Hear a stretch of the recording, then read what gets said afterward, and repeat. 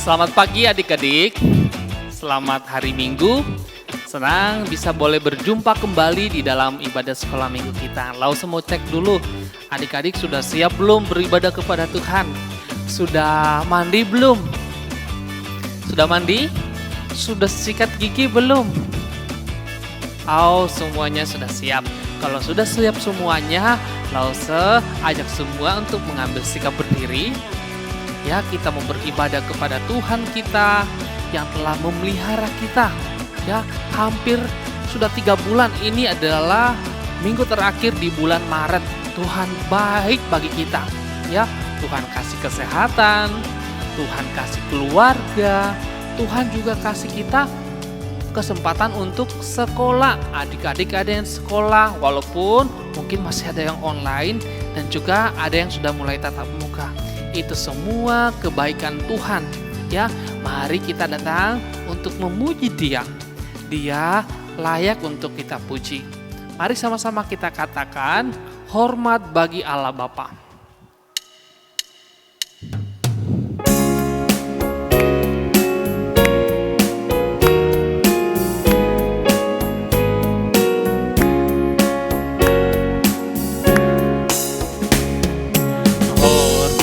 Bagi Allah Bapa, hormat bagi anaknya, hormat bagi Roh Kudus ketiganya yang esa. Haleluya, haleluya, ketiganya yang esa. Hormat bagi Allah Bapa, hormat bagi anaknya, hormat bagi Roh Kudus ketiganya yang esa.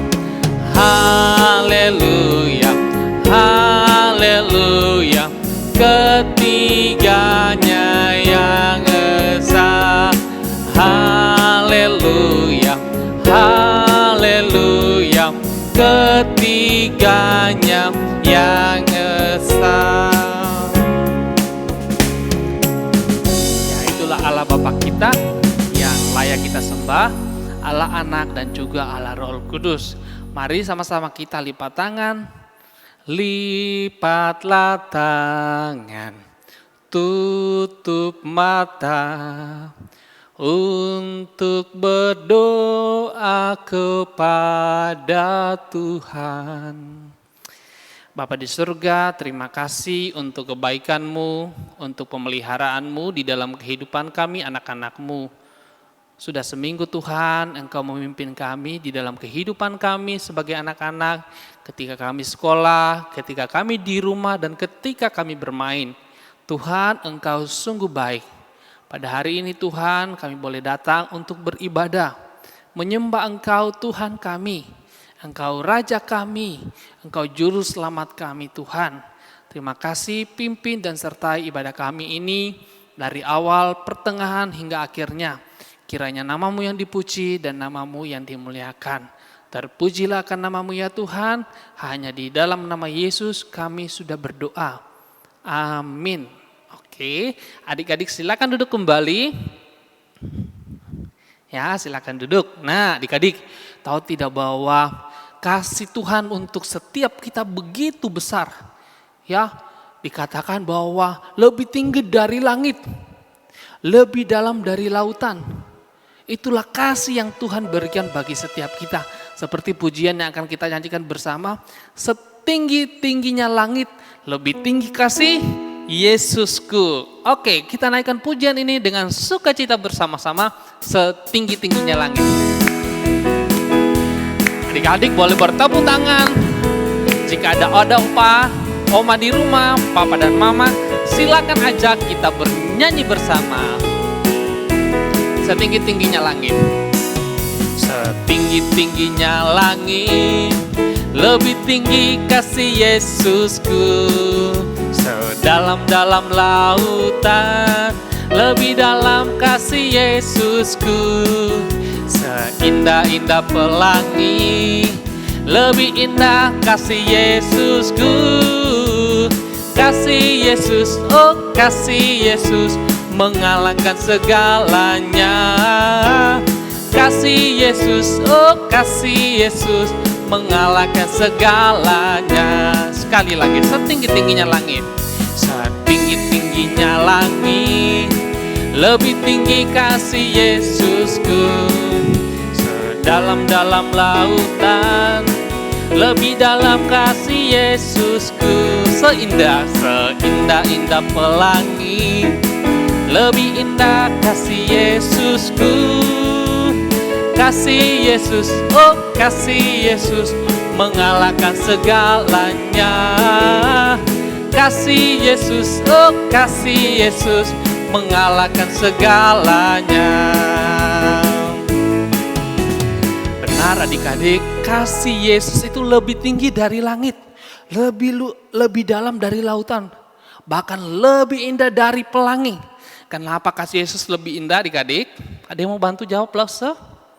Ada yang mau bantu? Karena kasih Yesus adalah kasih yang menyelamatkan setiap kita. Adik-adik, Tuhan Yesus berkorban untuk kita. Ia mati di atas kayu salib untuk adik-adik dan untuk Lause. Mati untuk apa? Untuk menyelamatkan kita yang berdosa ini. Itulah dikatakan lebih tinggi dari langit, lebih dalam dari lautan, bahkan lebih indah dari pelangi. Kasih Yesus sungguh sangat istimewa untuk kita semuanya.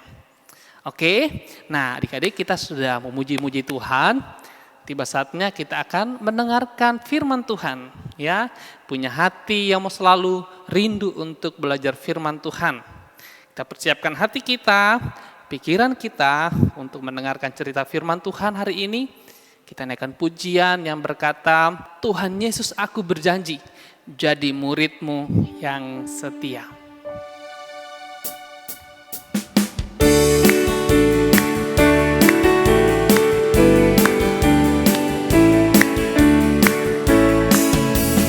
Tuhan Yesus aku berjanji jadi murid-Mu yang setia, rajin berdoa, baca Alkitab, selalu bersaksi bagi-Mu. Akal iblis aku menolak, firman Tuhan aku menurut. Mulai sekarang sampai selamanya, tetap setia, pantang mundur.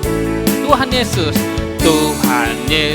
aku berjanji jadi murid-Mu yang setia, rajin berdoa, baca Alkitab, selalu bersaksi bagi-Mu. Akal iblis aku menolak, firman Tuhan aku menurut. Mulai sekarang sampai selamanya, tetap setia, pantang mundur. Selalu berjanji kepada Tuhan mau rajin berdoa, baca Alkitab, dan selalu mau bersaksi tentang kebaikan Tuhan bagi adik-adik dan juga bagi Lause. Saya persilakan Lause Charles akan memimpin kita di dalam cerita firman Tuhan hari ini. Hai adik-adik, selamat pagi, selamat hari Minggu. Senang sekali Lause Charles bisa berjumpa kembali dengan adik-adik meskipun hanya melalui layar kaca.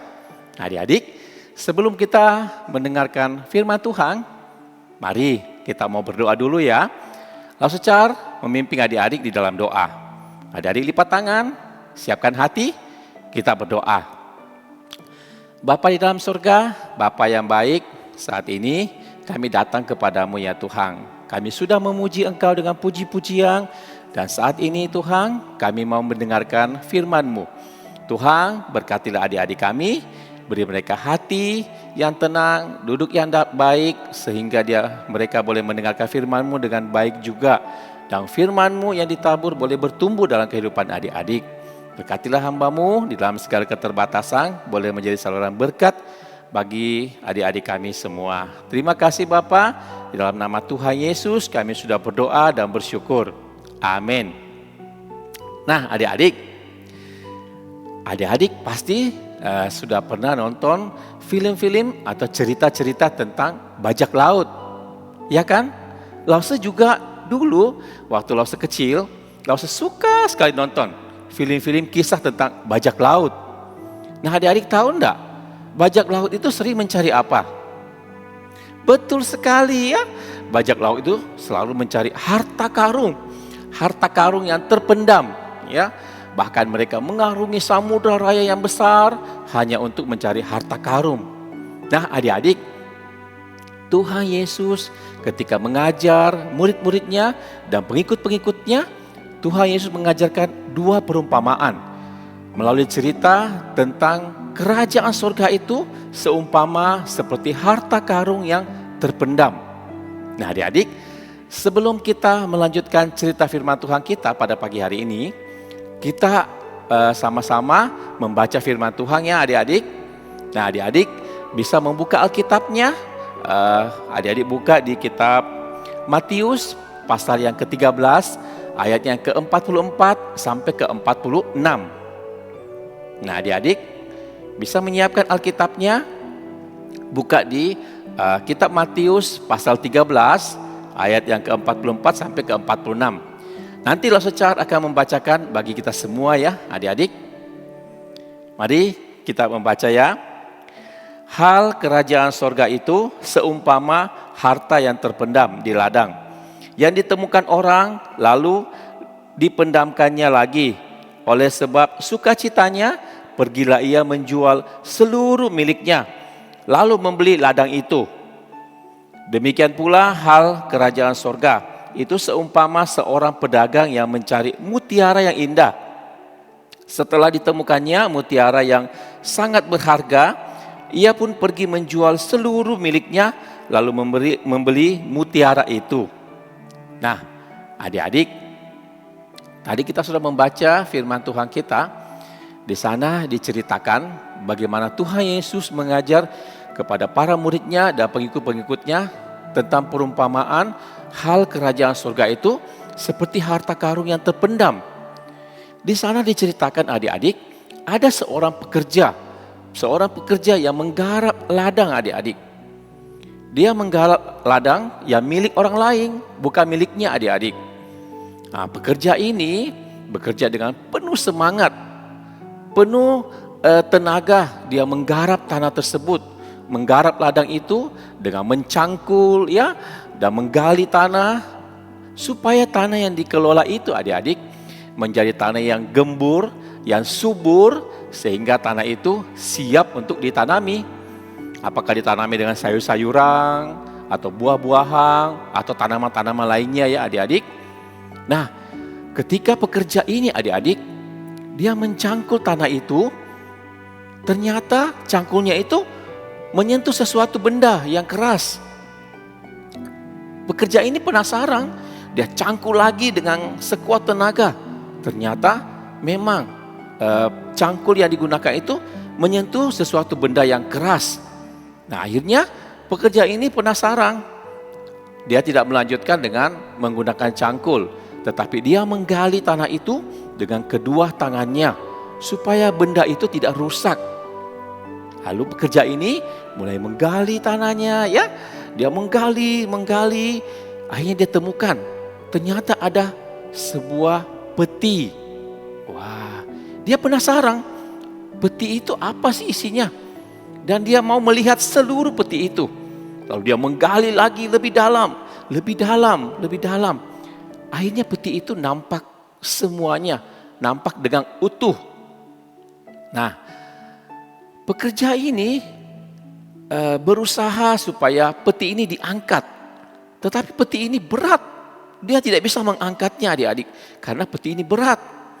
Lalu pekerja ini berpikir, apa ya kira-kira isi peti ini? Kenapa begitu berat sekali? Sampai-sampai dia tidak bisa mengangkatnya adik-adik. Akhirnya pekerja ini memutuskan untuk membuka petinya. Dia ingin melihat apa sih isi dalam peti ini. Pekerja ini mulai mencongkel ya, dengan menggunakan cangkul yang digunakan itu. Dia mulai mencongkel penutup peti ini. Dan ketika peti itu terbuka adik-adik, pekerja ini sangat kaget. Dia kaget, heran, dan sukacita sekali. Nah, adik-adik pasti bisa menebak apa kira-kira isi peti ini. Betul sekali ya, isinya harta karun.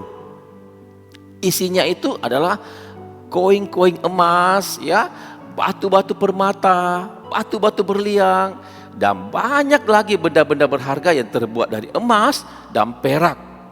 Wah, pekerja ini loncat kegirangan, dia sangat senang. Wah, aku dapat harta karun yang banyak. Dia sangat senang. Tetapi pekerja ini lalu berpikir, bagaimana bisa dia membawa pulang peti ini? Peti ini sangat berat. Dan lagi pula, peti itu tertanam di dalam ladang milik orang lain, bukan miliknya adik-adik. Akhirnya pekerja ini memutuskan menutup kembali petinya dan menimbunnya dengan tanah kembali, ya, menimbunnya dengan tanah supaya orang-orang tidak tahu bahwa di situ ada harta karun, ya, supaya orang lain tidak melihat bahwa di situ ada harta karun. Memang adik-adik ya, pada zaman dahulu orang-orang menyimpan benda-benda berharga mereka dengan cara menanamnya di dalam tanah, menimbungnya di dalam tanah adik-adik. Supaya benda-benda berharga mereka tidak hilang, tidak dicuri ya. Karena pada zaman dahulu belum ada seperti sekarang ini ada bank yang menyimpan benda-benda berharga kita. Zaman dahulu itu tidak ada ya. Nah adik-adik, lalu pekerja ini kembali memikirkan bagaimana caranya dia bisa memiliki harta karun ini. Akhirnya dia punya ide. Dia berpikir sejenak, wah aku punya ide. Lalu pekerja ini cepat-cepat pulang. Dia lari pulang ke rumahnya. Dan dia mengumpulkan seluruh benda-benda yang berharga miliknya. Dia mengumpulkan semuanya untuk dia jual. Termasuk rumahnya adik-adik. Dia jual semuanya. Dia jual semuanya supaya dia memperoleh uang yang cukup. Nah, lalu dengan uang yang sudah ada di tangannya adik-adik, pekerja ini pergi menemui tuang pemilik ladang itu. Ketika dia bertemu dengan tuang pemilik ladang itu, pekerja ini membeli ladang itu. Dia membelinya adik-adik dengan uang yang dia punya. Wah, dia sangat senang sekali karena ladang itu sekarang menjadi miliknya adik-adik. Dan bukan hanya itu, dia juga memiliki harta karun yang ada di dalam ladang itu. Dia sangat senang sekali kan adik-adik, karena dia sudah memiliki semuanya. Nah adik-adik, harta karun, harta yang terpendam itu diibaratkan seperti kita orang-orang yang berdosa. Dulu kita adalah orang-orang yang berdosa, yang sudah jatuh di dalam dosa. Kita adalah harta karun yang hilang, harta karun yang terpendam itu adik-adik. Dan ketika kita percaya kepada Tuhan Yesus, kita mau datang kepada Tuhan Yesus, kita mengakui Dia sebagai Tuhan dan Juru Selamat kita, kitalah harta karun yang ditemukan adik-adik. Kitalah harta karun yang sudah digali itu. Dan adik-adik, pekerja itu diibaratkan, digambarkan seperti Tuhan Yesus. Tuhan Yesus yang datang ke dalam dunia ini. Dia diutus oleh Allah. Datang ke dalam dunia ini untuk mencari orang-orang yang terhilang. Mencari orang-orang yang berdosa. Untuk diselamatkan. Bahkan adik-adik, Tuhan Yesus rela menjual segalanya. Rela melepaskan segala yang dimilikinya. Bahkan hal yang terpenting dalam hidupnya, Dia rela berikan kepada kita. Yaitu apa? Dia rela memberikan nyawanya di atas kayu salib. Dia rela mati di atas kayu salib untuk menebus kita orang yang berdosa. Dia membayar harga yang mahal kepada kita adik-adik. Untuk menebus kita orang yang berdosa ini. Supaya kita diselamatkan. Dan kita menjadi milik Tuhan Yesus. Nah adik-adik, sama seperti halnya perumpamaan yang kedua yang diceritakan tentang seorang pedagang mutiara.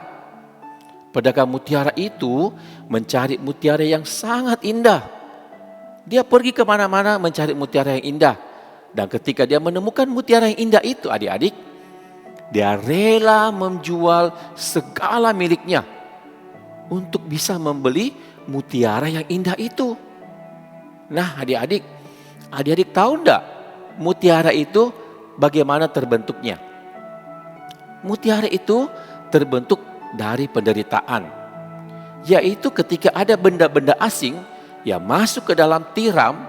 Nah, di dalam tubuh tiram itu, benda-benda asing itu diproses dengan lama dan panjang sehingga menjadi mutiara yang indah. Nah, adik-adik tahu tidak zaman sekarang ini ketika orang-orang membudidayakan mutiara, orang-orang itu memasukkan benda asing ke dalam tiram itu dengan cara membelah mutiara itu, memasukkan benda asing itu, dan itu sangat menyakitkan bagi mutiara, adik-adik. Dan melalui proses yang panjang, maka mutiara bisa terbentuk, maka mutiara yang indah bisa terjadi. Mutiara itu sama seperti kita, adik-adik. Kita adalah orang berdosa dan kita diproses oleh Tuhan dengan begitu lama dan panjang. Kita diproses sehingga kita boleh menjadi mutiara-mutiara yang indah ketika kita sudah diselamatkan oleh Tuhan Yesus. Nah, adik-adik, pedagang mutiara itu juga digambarkan seperti Tuhan Yesus yang rela melepas segala yang dimilikinya hanya untuk menebus kita orang yang berdosa. Hanya untuk membayar kita dengan harga yang mahal, adik-adik. Di atas kayu salib, kasih Tuhan itu ditunjukkan kepada kita. Adik-adik, Tuhan Yesus mengajarkan dua perumpamaan ini. Dia mau supaya kita sebagai anak-anak Tuhan diajarkan kepada kita bahwa hal kerajaan surga itu begitu-begitu mulia. Sehingga kita, orang-orang yang sudah ditebus, sudah menjadi anak-anak Allah, akan senantiasa rela juga melepas segala yang kita miliki supaya kita bisa memperoleh kerajaan surga.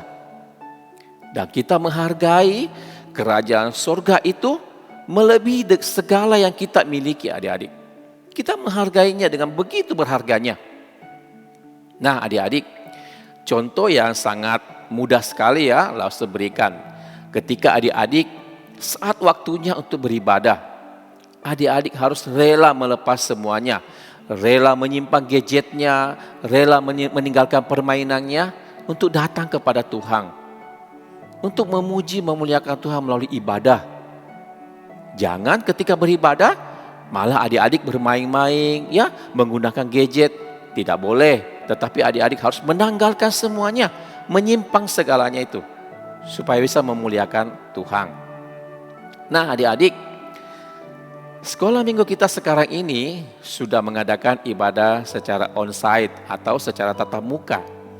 Jadi adik-adik boleh datang di dalam minggu-minggu depan untuk datang beribadah bersama-sama dengan Lause dan juga dengan murid-murid, teman-teman dan sahabat-sahabat lainnya, adik-adiknya. Kita boleh beribadah bersama-sama. Dan adik-adik, ketika kita beribadah secara onsite, kita bisa berinteraksi. Kita bisa berbicara dengan sahabat kita, bisa bertanya dengan Lause. Tetapi kalau adik-adik beribadah secara online di rumah, adik-adik hanya menatap layar televisi, layar kaca. Adik-adik tidak bisa berinteraksi, tidak bisa bertanya ataupun bercerita dengan Lause. Nah, adik-adik masih ingat tidak cerita Lause Char beberapa minggu yang lalu? Tuhan Yesus menceritakan perumpamaan tentang seorang raja yang akan mengadakan pesta perjamuan bagi anaknya yang akan menikah. Nah, raja itu mengirim undangan kepada orang-orang supaya mereka datang semua ke dalam perjamuannya.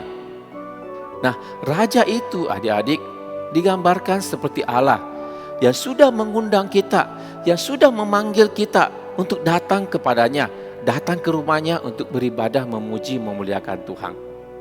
Mari adik-adik, untuk minggu-minggu berikut kita datang di gereja untuk bersama-sama beribadah, bersama-sama dengan teman dan sahabat dan Lause Char dan semua Lause akan menantikan adik-adik untuk datang beribadah. Mengakhiri firman Tuhan kita pada pagi hari ini, Kita mau berdoa dulu ya adik-adik, tapi setelah itu kita akan membaca ayat hafalan kita. Mari kita berdoa. Bapa di dalam surga, yang kami sembah dalam nama Tuhan Yesus, kami bersyukur kepadamu ya Tuhan. Firman-Mu sudah mengajar dan menegur bagi kami, bagi adik-adik kami, supaya mereka lebih memuliakan, lebih meninggikan Tuhan dalam kehidupannya. Mereka juga rela melepaskan segala yang mereka miliki untuk meraih kerajaan surga itu. Tuhan, melalui firman-Mu ini boleh mengajar bagi adik-adik kami bahwa mereka menghargai kerajaan-Mu lebih tinggi dari segalanya. Tuhan yang memimpin mereka, dan biarlah firman ini bertumbuh dalam kehidupan adik-adik kami. Tuhan berkati juga bagi orang tua, mama dan papa, adik-adik. Tuhan berkati kesehatan mereka semua. Dan tentunya Tuhan juga menyiapkan mereka supaya untuk minggu-minggu depan mereka boleh bersama-sama dengan kami di dalam gereja untuk beribadah, memuji dan memuliakan Tuhan. Terima kasih Bapa, terpujilah akan nama-Mu. Di dalam nama Tuhan Yesus Kristus, Allah kami yang hidup, kami sudah berdoa. Amin. Kita membaca ayat hafalan kita adik-adik ya, yang terambil dari 1 Yohanes pasal yang keempat ayatnya ke-14. Langsung bacakan bagi kita semua ya. Dan kami telah melihat dan bersaksi bahwa Bapa telah mengutus anaknya menjadi juru selamat dunia. Sekali lagi adik-adik ya. 1 Yohanes 4 ayat 14. Dan kami telah melihat dan bersaksi bahwa Bapa telah mengutus anaknya menjadi juru selamat dunia. Adik-adik bisa minta tolong kepada mama dan papa supaya mendengarkan ketika adik-adik membaca ayat hafalannya di rumah. Adik-adik tetap sehat ya, tetap semangat. Tuhan Yesus memberkati. Dah. Nah, adik-adik, kita sudah dengar cerita firman Tuhan, kiranya ini boleh memberkati setiap kita ya. Firman Tuhan selalu menjadi penolong kita dan juga menuntun langkah hidup kita. Kita mulai dari kecil, remaja, dewasa, bahkan tua nanti. Firman Tuhan akan selalu menjadi penuntun langkah hidup kita. Nah, kita akan bersyukur kepada Tuhan melalui persembahan yang akan kita berikan. Adik-adik boleh mengumpulkan persembahannya di dalam sebuah amplop. Dan jika pada saat mau datang ke gereja, silakan bawa persembahannya. Yang kedua, bisa juga ya persembahannya ditransfer di nomor rekeningnya yang sudah disediakan. Oke, kita iring persembahan kita dengan pujian yang berkata, jangan kamu khawatir.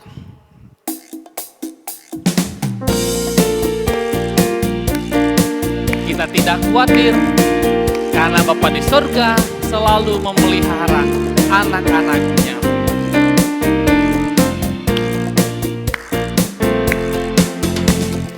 Jangan kamu khawatir, burung di udara dia pelihara.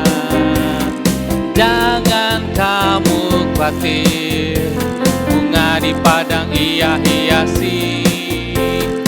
Jangan kamu khawatir, apa yang kau makan minum pakai. Jangan kamu khawatir, Bapa di surga memelihara. Aku tidak khawatir. Aku tidak khawatir, burung di udara dia pelihara. Aku tidak khawatir, bunga di padang dia hiasi. Aku tidak khawatir, apa yang kau makan minum pakai. Aku tidak khawatir, Bapa di surga memelihara. Oke, kita masuk di dalam doa persembahan kita. Kita berdoa. Tuhan, kami percaya bahwa Engkau yang memelihara burung di udara. Engkau yang menandani rumput di padang, bunga bakung di ladang. Dan kami juga percaya Tuhan, Engkau yang memelihara setiap kami anak-anak-Mu. Tuhan, kami bersyukur untuk pemeliharaan-Mu, kami bersyukur untuk kebaikan-Mu. Hari ini Tuhan, sebagai ungkapan syukur kami anak-anak-Mu, kami boleh memberikan persembahan kami. Tuhan berkatilah persembahan kami ini agar boleh dipakai, dipergunakan di sekolah minggu kami dan dimanapun persembahan ini Tuhan boleh dipergunakan. Berkati Papa dan Mama, berkati usaha dan pekerjaan mereka. Terpujilah akan nama-Mu ya Tuhan, hanya di dalam nama Yesus kami berdoa dan kami mengucap syukur. Amin. Nah adik-adik, ibadah sekolah minggu kita sudah selesai. Lalu akan mengumumkan untuk ibadah-ibadah kita ya. Adik-adik, ibadah sekolah minggu di gereja dilaksanakan secara onsite. Nah adik-adik, silakan ayo datang ke sekolah minggu ya. Gereja kita sudah membuka ibadah sekolah minggu seperti 2 tahun yang lalu. Jadi ibadahnya secara onsite. Lalu berharap adik-adik boleh bergabung di dalam ibadah sekolah minggu secara onsite dengan tetap menerapkan protokol kesehatan. Adik-adik boleh datang dengan menggunakan masker ya. Kalau datang di gereja terus lupa bawa masker gimana Lause sudah menyiapkan masker ya untuk anak kecil jika datang tidak membawa maskernya. Oke, itu pesan Lause, tetap jaga kesehatannya dan juga tetap semangat di dalam sekolahnya ya. Lause akan selalu tunggu kehadiran adik-adik di sekolah minggu kita ya. Sampai ketemu di ibadah sekolah minggu di gereja dan juga secara online. Tuhan Yesus memberkati. Dadah.